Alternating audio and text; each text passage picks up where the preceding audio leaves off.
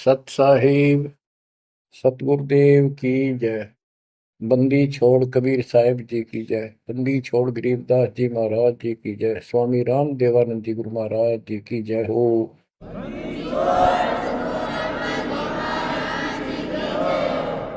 सर्व संतों की जय, सर्व भक्तों की जय, धर्मी पुरुषों की जय। श्री काशी धाम की जय, श्री सुडानी धाम की जय, श्री क्रोथा धाम की जय, श्री बरवाड़ा धाम की जय। सत साहिब परम पिता परमात्मा कबीर जी की सीम कृपा से बच्चों आपको सूक्ष्म वेद का ज्ञान प्राप्त है। आप सूक्ष्म वेद बांच रहे हो, सूक्ष्म वेद सुन रहे हो, पढ़ रहे हो। ऋग यजु है श्याम अथर्व, चारों वेद चितभंगी रे। सूक्ष्म वेद बांच साहेब का, सोहंसा सतसंगी रे। सूक्ष्म वेद बांच साहेब का, सोहंसा सतसंगी रे। तीन लोक और भवन चतुर्दश, कोई नहीं सत्संगी। बच्चों ये बातें यदि आप पहले सुनते, आपको यह सब प्रमाण, ये संपूर्ण ज्ञान प्राप्त ना होता तो आपका माथा ठनका हो, आपके मन में सौ दोष दास के प्रति आते। ये यूं पता नहीं क्या बकवास करता है, क्या किसी को भी ज्ञान नहीं। यही शंका आदरणीय धर्मदास साहिब जी के मन में आई थी संत जी के, कि भाई ये चंदा बाबा ऐसी बातें बता रहा है तो कोई ना कोई हमारे हिंदू धर्म में भी इन बातों को जानने वाला अवश्य मिलेगा, क्योंकि शास्त्र हमारे। उसके बाद वो अपने गुरु जी के पास गए। गुरु जी तो रूपदास जी ने कह दिया, भाई मैं जितनी जानू था बेटा, मैंने तेरे से कुछ नहीं छुपाया। जिस तरह के प्रश्न आप कर रहे हो इनका उत्तर मेरे पास नहीं है, और जिसने तुझे ये ज्ञान दिया है उसी के पास जा, उसी से समाधान पूछ। लेकिन धर्मदास के सामने यह बात खटक रही थी कि अनपढ़ आदमी, जिंदा बाबा, इसको ज्ञान कैसे हो गया ये? इसने भी तो किसी हमारे हिंदू से सुना होगा, और अवश्य कोई संत, मंडलेश्वर, कोई पीठाधीश इसका जानकार पाओगे। अब सब जगह जितने भी सुप्रसिद्ध या वैसे छोटे मोटे भी संत हिंदू धर्म के उस टाइम प्रवक्ता थे, सत्संग सुनाया करते थे, सबसे मिला और जाते ही 10-20 रुपए रख दे। ये खासकर इन संतों के अंदर जो भेंट ज्यादा दे, दक्षिणा ज्यादा दे, उसको ज्यादा महत्व देते हैं। इस बात की धर्मदास जी को भी खूब पता था कि ये तभी प्रसन्न होकर मुझे कुछ राह बताएंगे। जाते 5-10 रुपए करे, क्योंकि उसमें 5-10 रुपए आज के 5 लाख के बराबर थे। वहां तो एक पैसा भारी होता था उस समय।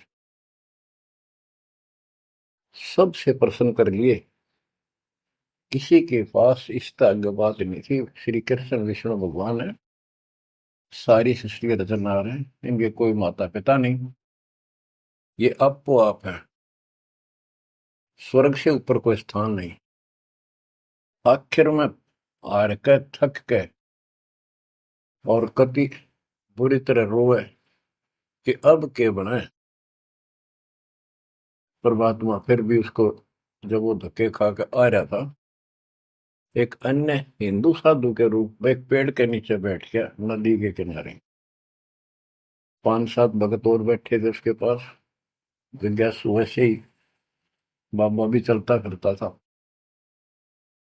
धर्मदास जी के रास्ता उसके साथ से था, उसने सोचा चल आगे, आगे चल। इसे मंडलेश्वरों के पास घूमे।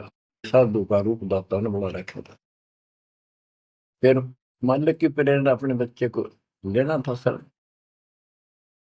उसी समय प्रेरणा हुई कि काफी देर से चल रहा हूँ, विश्राम भी करना है, यही कर लेता हूँ और इसकी तलाशी भी ले लेता हूँ। वहां बैठ गया जाकर और बैठे थे, इतना तो बोलना कोई नहीं। वो दूसरे उठ कर चले गए। जब एकला रह गया, परमात्मा बोले, धर्मदास खोज लिया तत्व ज्ञान, मुझे बता दे कि मिला होता कितना। आंखें फटी की फटी रह गिर, मालिक उसी समय उसी रूप में आ गए। बच्चों, इस नरक से निकालने के लिए उस मालिक ने अपने एक बच्चे के लिए कितना कुछ करना पड़ा, कितने खाड़े कर दिए। वहां से शुरुआत करनी थी अपने कलयुग की भक्ति की। और वो अच्छी आत्मा थे, भगवान के बच्चे थे, पूर्व जन्म के संस्कारी मालिक के थे। जैसे सम्मन था, सम्मन ने कितनी कुर्बानी दी थी, बेटा काट दिया मालिक के नाम पर। अब उसके लिए खाड़े करे थे परमात्मा ने, कहाँ कहाँ कैसे बंदी बने, कोड़े खाए, उसकी सेल बिस्तर बिछाए। किसी जन्म का ये धर्मदास जी भी ऐसे ही कुर्बान आत्मा था, लेकिन ये ठीक से टिके नहीं क्योंकि ज्ञान संपूर्ण नहीं था। इसलिए मालिक उसके लिए फिर वहां बैठ के जाकर धर्मदास जी परमात्मा के चरणों में गिर के अपनी ढीठता, अपने अविश्वास, अज्ञानता का बहुत पश्चाताप किया। हे मालिक, आप सत्य, आपका ज्ञान सत्य, आपका समाधान सत्य। परमात्मा बोले, ये प्रेरणा मैंने की थी तेरे अंदर। काल का बेटा बहुत लंबा जुगाड़ है, बहुत लंबा षड्यंत्र है। पाया किसी के पास ये ज्ञान। हे महाराज, ज्ञान के वो तो गंध भरा, काम करो सारा सड़ रहे हैं। तो बच्चों, अब आपको दास बताना चाहता है परमात्मा की महिमा और सूक्ष्म वेद वाला ज्ञान संत गरीबदास जी को प्राप्त हुआ परमेश्वर से। उनके सतगुरु और भगवान स्वयं कबीर साहब थे, जिनका गुरु भगवान और ज्ञान एक नंबर का।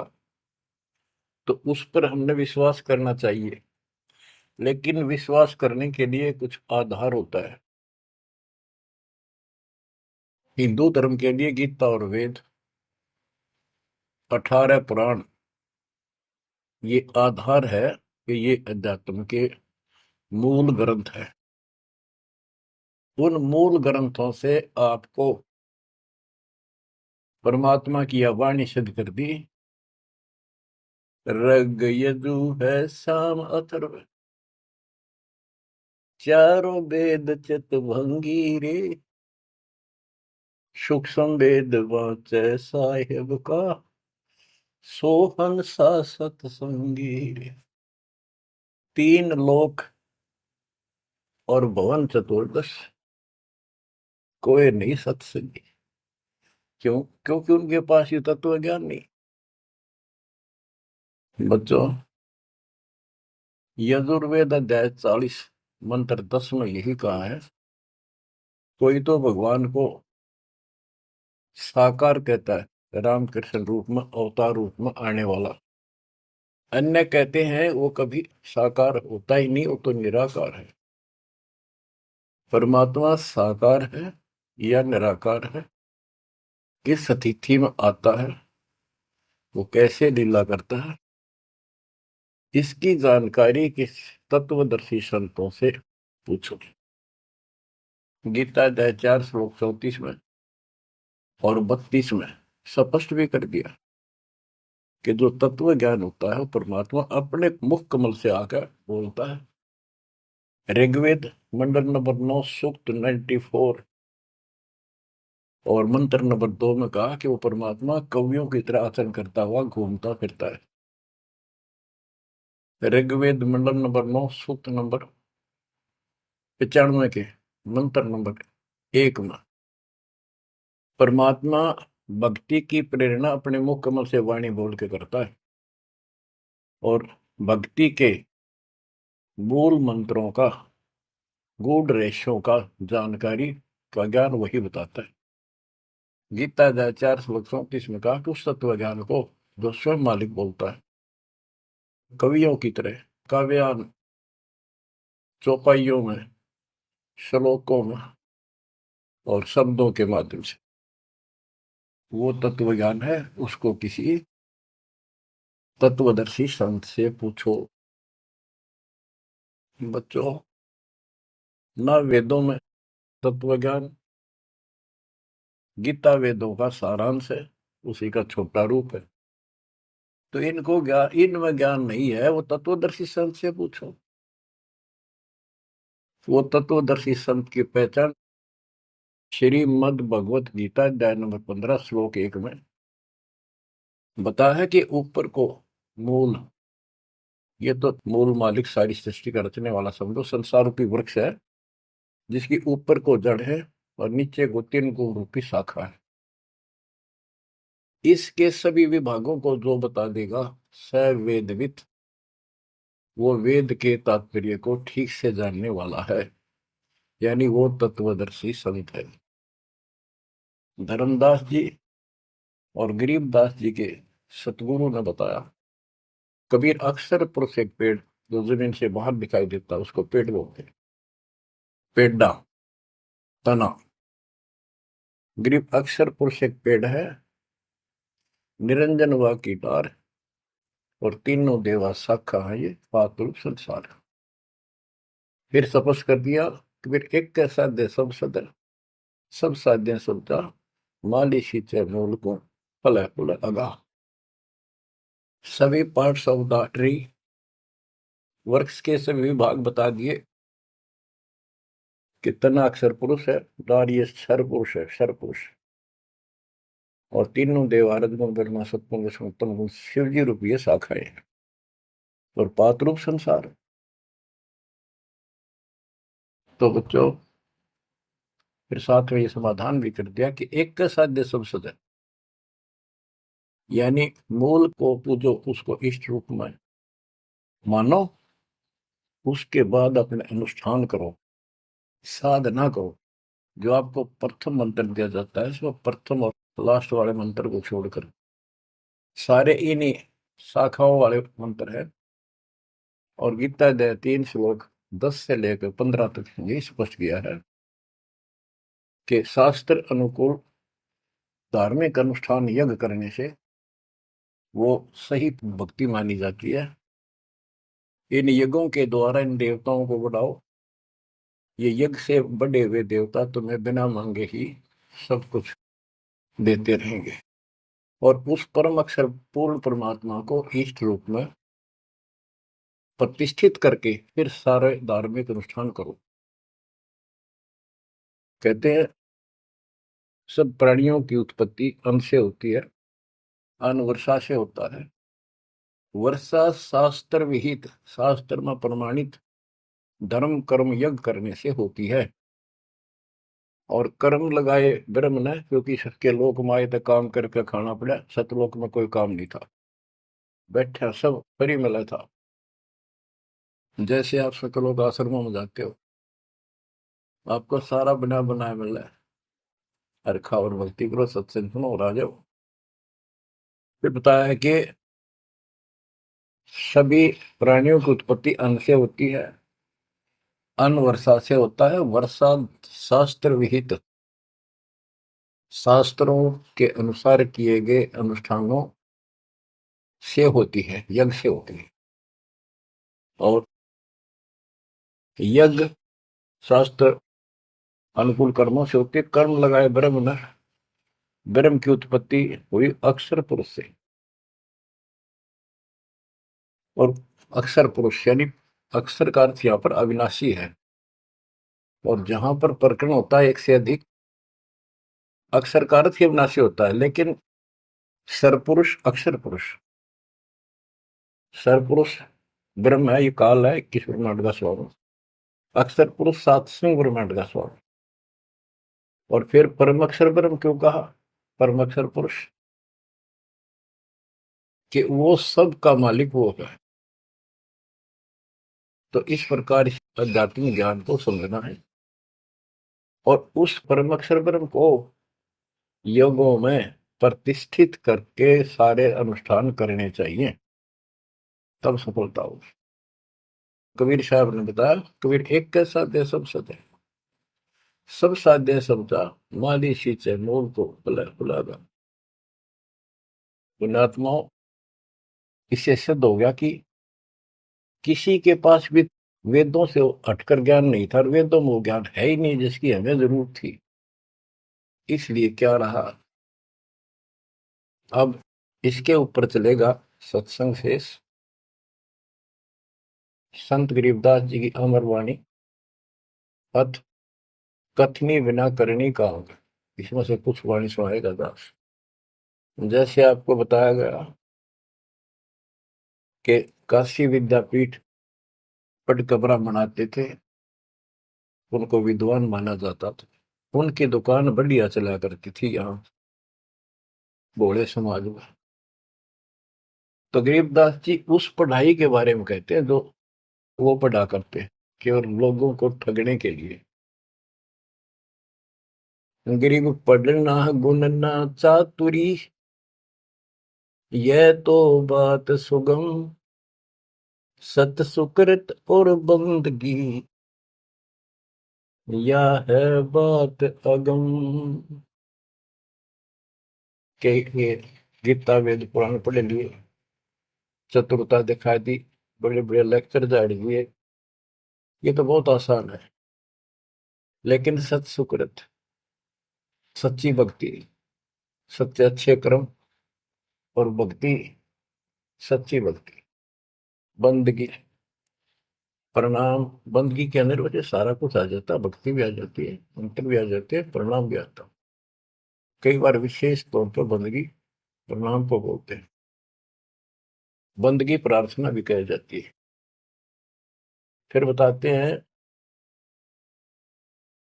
कि सत्य सुकृत अच्छे कर्म और बंदगी, परमात्मा की स्तुति नमस्कार प्रणाम भक्ति, सच्चे ढंग से पूरे गुरु से प्राप्त करके तत्व ज्ञान के आधार से करना, यह है बात अगम।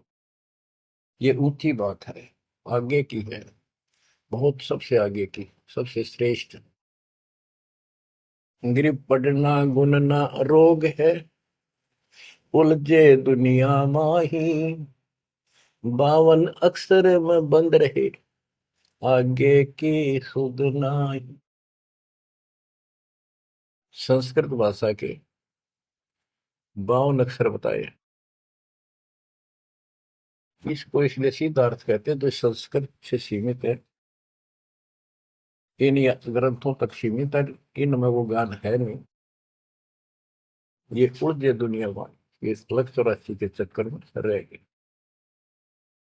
गरीब पढ़े गुणे पावे नहीं, अनपढ़ने से न्यार, अकोचर छंद है, कैसे पावे पार।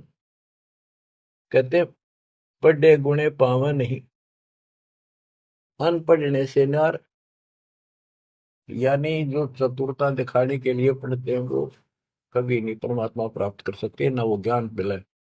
अनपढ़ने से न्यार, के बिना पढ़े भी बात नहीं बने।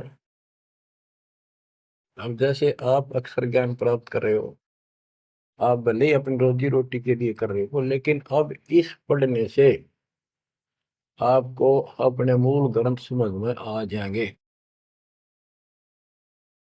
ये सूक्ष्म वेद है, इसके अंदर जो गूढ़ रहस्य है वो अन्य वेदों से भी उत्तम और गहरे हैं।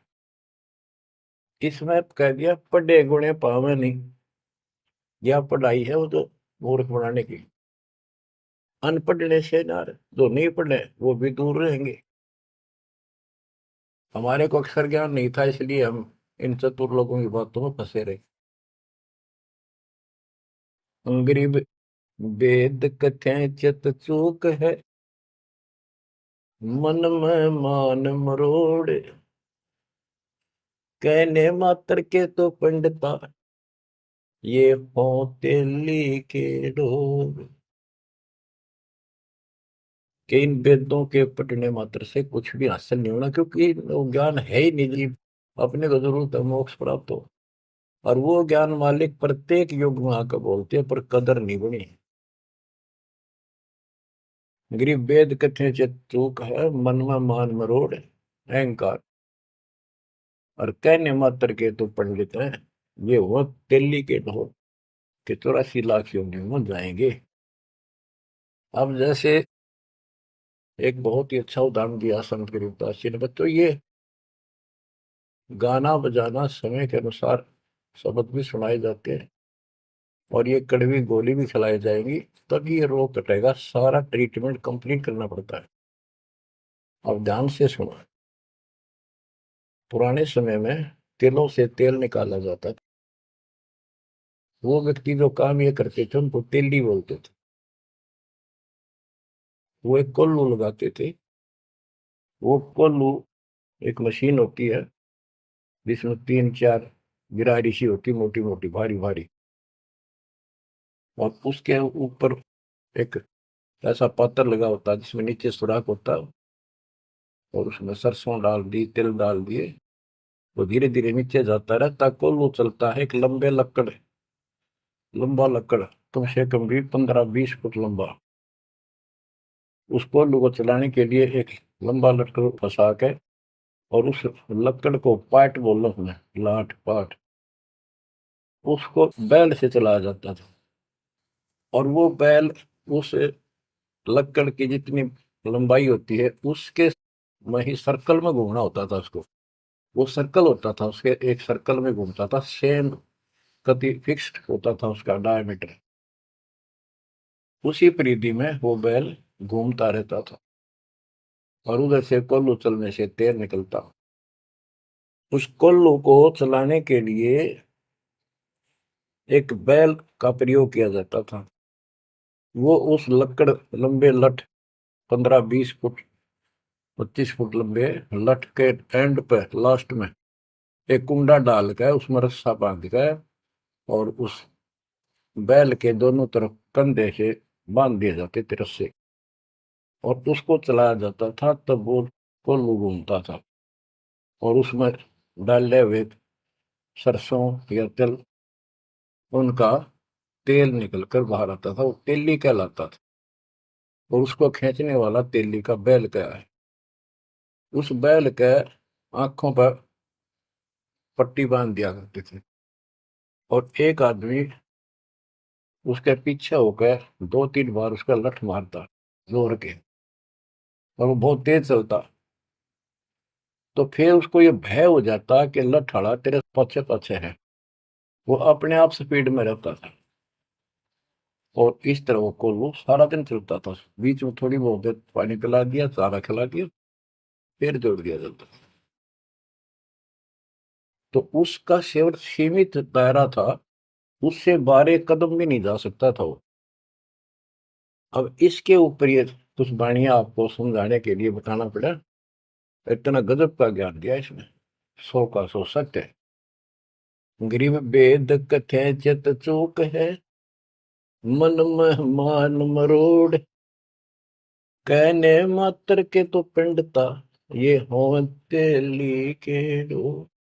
ये अगले जन्म में तेली के बैल बनेंगे। एक तो उदाहरण ये दिया है कि जो साधना ठीक नहीं करते तो शुद्ध नहीं हो जाएगा। फिर पीछे तू पशुआ की जय, गद्दा बैल बनाई, ये 56 भोग कहाँ मन भोरे, कहीं कुरड़ी चरने जाई। इस वाणी का तो ये अर्थ है। अब इसके ऊपर आगे देखो। गरीब आंख बंद है दिखे नहीं, चल मारो मार, तेली के तो बैल को, घर ही कोस हजार, के आंख बांध दी बैल की, और उधरता चालो मारो मार, वो सपेटते चलता रहता। उस तेली के बैल को उस सर्कल के अंदर ही सारा दिन, एक महीने में 50,000 कोस एक महीने में तय कर देता। यानी एक कोस 3 किलोमीटर, यानी 1.5 लाख किलोमीटर वो एक महीने में पूरे कर देता। उसमें चल चल के इतना सफर तय कर लेता, रहता वही ठेकान, एक कदम उससे बाहर नहीं जाता। बच्चों, ये स्पिरिचुअल लेक्चर है या आध्यात्मिक घंटी दे रहा हूं आपकी स्कूल की। इसको ऐसे समझाने से आपके अंतःकरण में योगदान रचेगा। एक क्या होता था पहले, जैसे फसल होती थी गेहूं, चने, इनको अलग करने के लिए भूस से एक गाटा जोड़ा जाता था, गाटा। उसके बीच में एक लठ गाड़ के मोटा था, उसका रस्सा बांध के फिर 5, 7, 10 पशु, जिसमें भैंस, गाय, काटड़ा, काटड़ी, ऐसे सीरियल में बांध दिए जाते थे। और बीच में लठ गाड़ दिया, उसके चारों तरफ वो भूस डाल देते थे, चने या गेहूं। क्योंकि दास ने देखा है, हम किसान के गर्जनों था, इसलिए 90% बच्चे किसान वालों को पता नहीं, जो शहर में रहते हैं, वो भूसे कैसे निकलता था, जिसकी ये वाणी जिस बारे बोली है। अब तो मशीनों से निकल जाता है, कट कट कट कट 1 घंटे में। पहले महीना महीना लगे रहा करते। दास का जन्म ऐसे समय में दिया दाता ने, जब वो 5505 निकट आ रहा था। और वो पिछला प्रोसेस सारा पता है, जो एक वाणी में बोला गया है। दास को समझने में आसानी रही, आपको समझाने में आसानी होगी। तो उसको हम तो गाटा बोला करते, गाटा जोड़ रखे। वो सारे पशु एक लाइन में चलते रहते, चारों तरफ घूमते, जैसे तेली का बैल घुमा करता। ये उस फसल को काटने के लिए उनके पैरों के नीचे वो फसल कट जाती, छोटा छोटा तूड़ा भूस बन जाता। फिर उससे गेहूं चने अलग कर लेते और भूस अलग हो जाता। उसको गाटा बोला करे। और पलवल साइड, इधर फरीदाबाद साइड में उसको धाए बोलते थे, धाए। धाए यानी पशुओं का एक समूह, एक से एक गले का रस्सा बांध दिया जाता था। वो बाहर नहीं जा सकते, अंदर आ नहीं सकते, क्योंकि एक दूसरे को धक्का नहीं दे सकते। वो एक लाइन में चलते थे चारों तरफ सर्कल में। अब इसको इन अज्ञानी गुरुओं के ऊपर सेट किया है दाता संत गरीबदास जी ने इस वाणी को।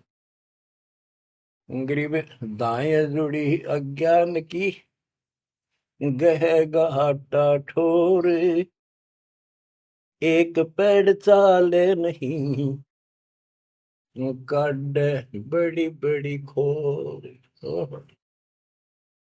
के जैसे वो पशुओं के द्वारा धाय जोड़ के घुमाई जाती है, और वहीं घूम रहे होते, उससे अलग एक कदम नहीं जा सकते।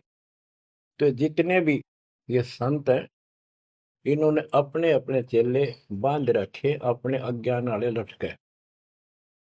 गुरु बनकर बैठ गया और उसको पशु बांध रखे, पशु की तरह। वो इस जन्म मरण के चक्कर में यही गाटा गा रहे हैं, यही दाएं चल रही है उनकी।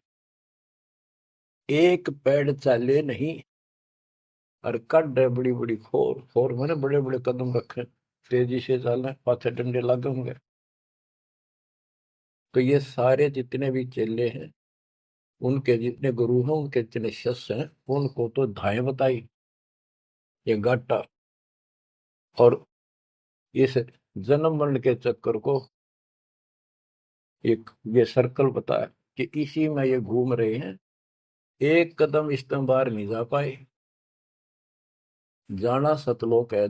जैसे किसी ने सफर करना है, तो कदम जितने रखेगा मंजिल की ओर होते हैं, ठीक रास्ते पर। और ये वहीं बांध रखे स्वार्थवश जिसने पशुओं को, वो तो उस सर्कल में घूम सके, उस तो बाहर जा ही नहीं सकता। गरीब दाएं जुड़ी अज्ञान की, गह घाटा ठोरे, एक पेड़ चाले नहीं, काट बड़ी बड़ी खोर।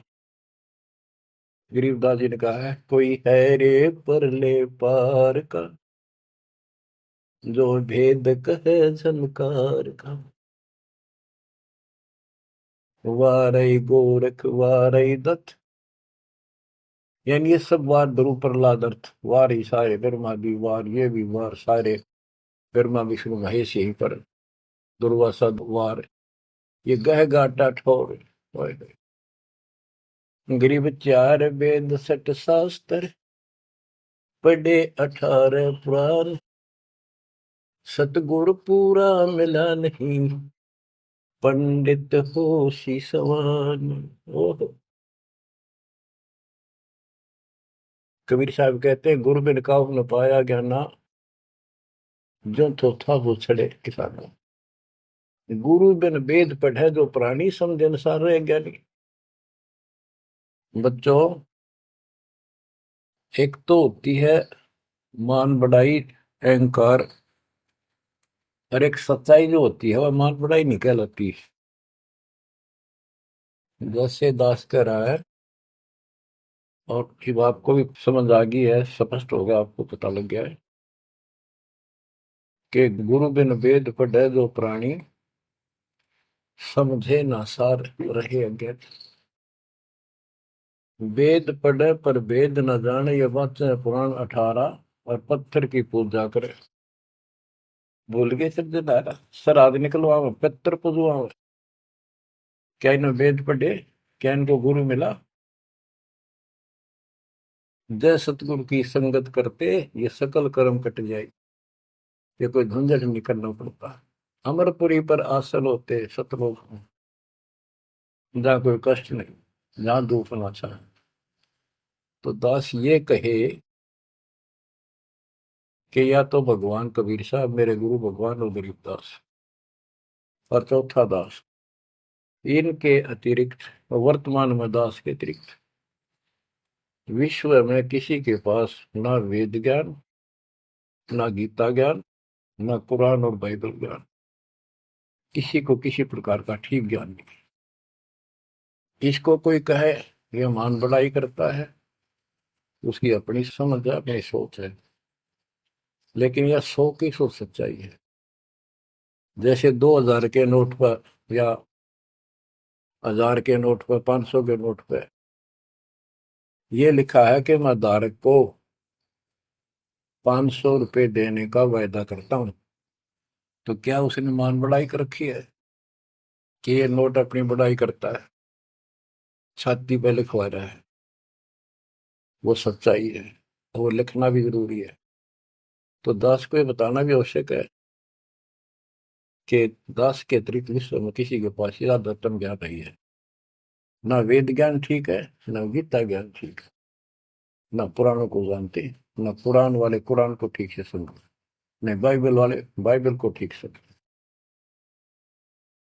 गरीब चार वेद सट शास्त्र, पढ़े 18 पुराण, सतगुरु पूरा मिला नहीं, पंडित हो शीशवान।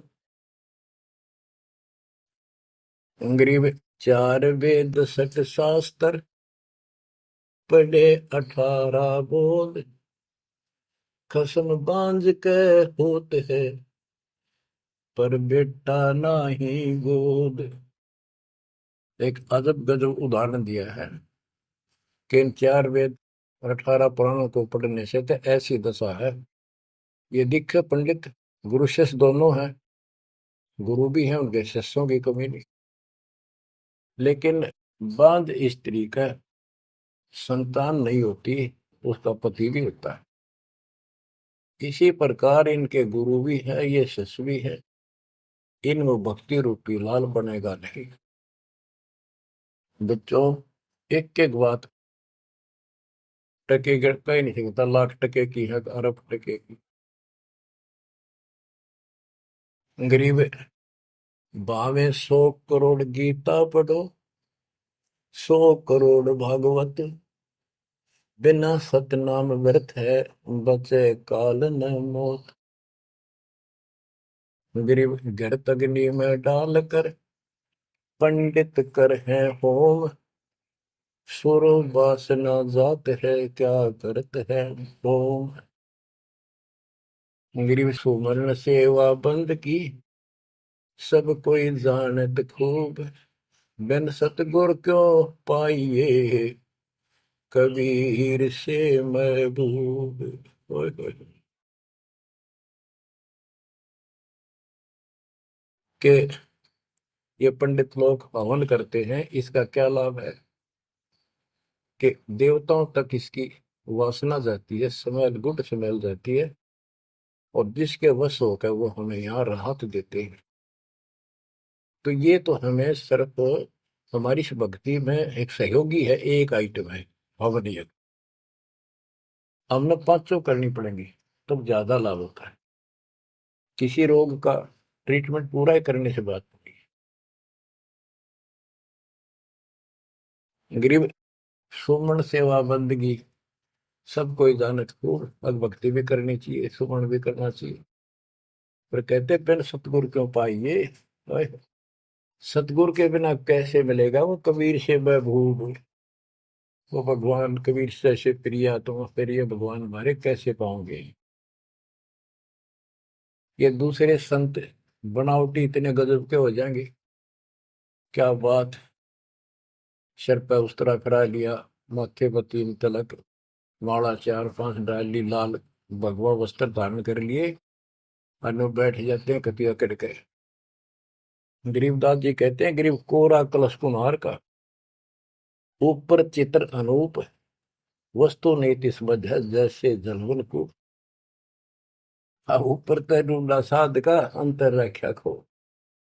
ऊपर तो साधु दिखे गजब का, बनावटी सी जबरदस्त जबरदस्त, जैसे कुम्हार का, यानी कोरा कलश कुम्हार से लाए, उसके ऊपर कितनी अच्छी चित्रकारी होती है, और उसमें जल है नीचे चट है उस चित्रकारी में। ऊपर का दिखा करनिया जो संत ऐसा है जिसके पास यथार्थ ज्ञान नहीं है, वो तो ऐसा है जैसे कोरा कलश कुम्हार का, ऊपर चित्र अनूप, वस्तु नीतिस्मद है, जिसके लिए लाए तो जल है नहीं मीठा। और जैसे जल बिन कुआं, जैसे कुआं बिना पानी का के काम।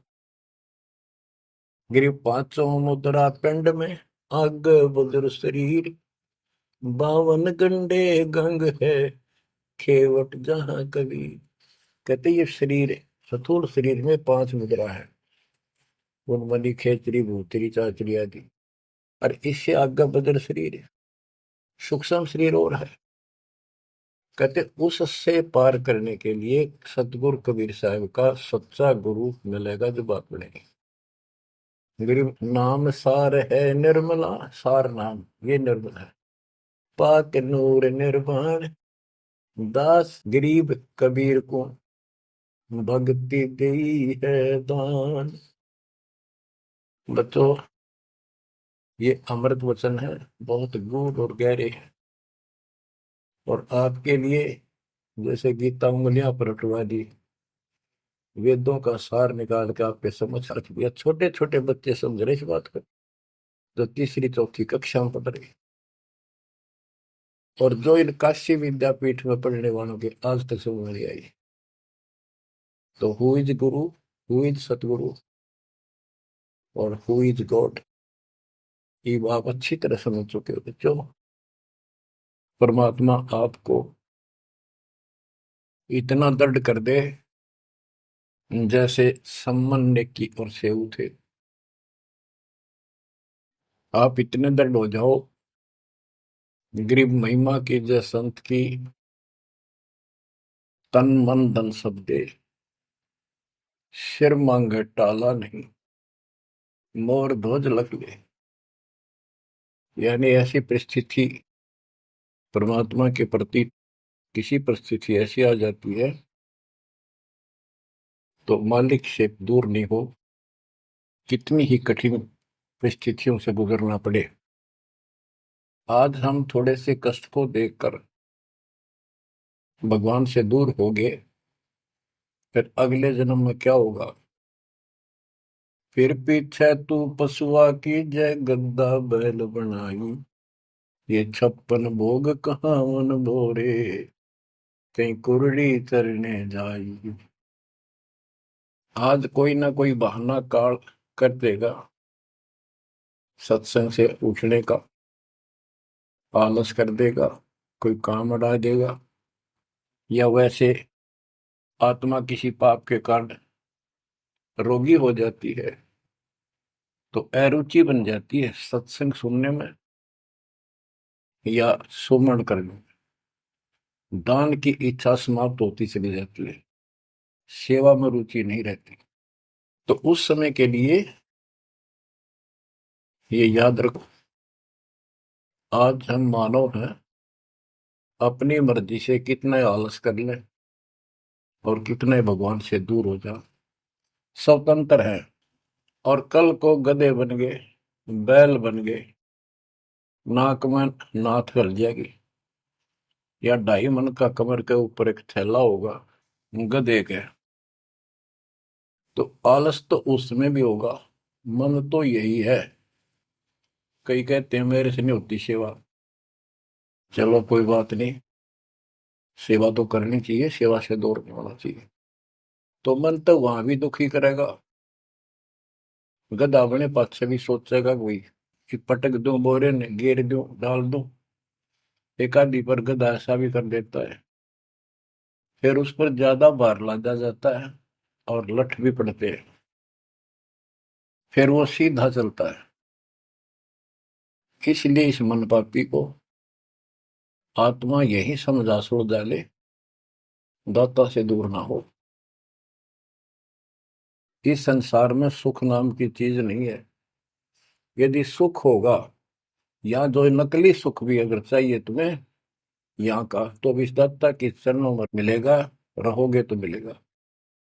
इससे दूर होकर कुछ दिन जो ये समय आप भक्ति कर चुके हो, सच्ची मर्यादा में रह गए, वो आपकी बैटरी सी चार्ज होगी जैसे इन्वर्टर की हो जाती है, और फिर चार्जर हट गया, वो बैटरी फिर भी काम करती रहेगी और ऐसा लगेगा कि बिल्कुल सब कुछ ठीक ठाक है, कोई फर्क नहीं पड़ा, चार्जर भी हटा दिया। जब तक वो संग रह सकती है, एनर्जी है बैटरी में, वो काम पूरा करेगी। जब वो एनर्जी खत्म हो जाएगी, आगे संग्रह हो नहीं रही, तो एकदम ही वो सब सुविधा बंद हो जाएगी, पंखा भी बंद, बल्ब भी बंद, और भी कार्य कर रहे होंगे, कंप्यूटर भी बंद, फिर बहुत देर हो चुकी होगी। इसलिए इन सब बातों को ध्यान रखो, याद रखो। मुश्किल से दाव लगा 7.5 अरब आबादी में से आप ये थोड़ी सी आत्मा परमात्मा की शरण प्राप्त कर पाए हो। तो बच्चों, परमात्मा आपको मोक्ष दे, अपने चरणों में रखे, आपकी तरफ बढ़े, कुर्बान हो जाओ, सत्संग सुना करो ढंग से। देख परमात्मा ने कहां से कृपा कर रखी है। आँख खोल लो ना, जो फूक निकली, और कोई नहीं पूछेगा, धक्के खाते करो कि कुत्ते को देखोगे। परमात्मा साथ इसलिए होगा कि हमारे और कामों में विशद करेगा। इसलिए मालिक पर ज्यादा ध्यान दो, काम करो, काम न को मना करे, उस काम में बरकत भी अब मिलेगी। दाता आपको मोक्ष दे, सदा सुखी रखे, सत्साई।